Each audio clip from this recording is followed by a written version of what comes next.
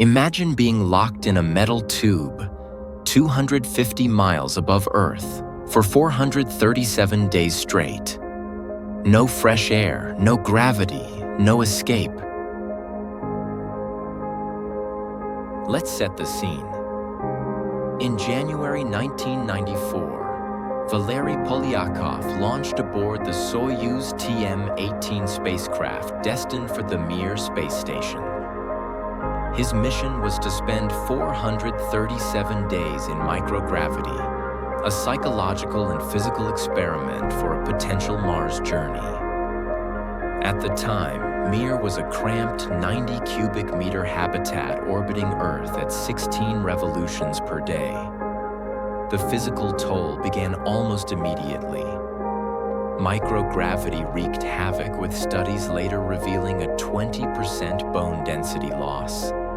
He lost 1 to 2% of his bone density each month, totaling a staggering 20% by the end.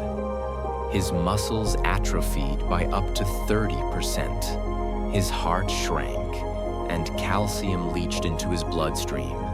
The real challenge was the environment recycled air constant hum of life support and no natural cycles. Polyakov lived with the same 5 people for over a year, where privacy was non-existent. By week 50, he wrote, "I dream of rain, haven't felt water on my skin in almost a year." By week 78, he talked to plants, finding them better company than his crew. The Mir, with its battered exterior, became both his prison and laboratory. This was a controlled experiment to test human limits for Mars. Polyakov knew the risks: bone loss, muscle atrophy, and potential brain damage. But he pressed on, documenting every change for science. His data informed NASA's exercise regimens and crew management strategies. As month 10 approached, his body was breaking down, yet he persisted. This was about purpose adapting under extreme stress. Polyakov's mission reminds us the human body can adapt if the mind has a reason to fight.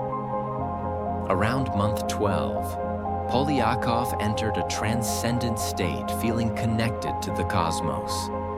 This view of Earth from Mir offered a cosmic clarity few experience.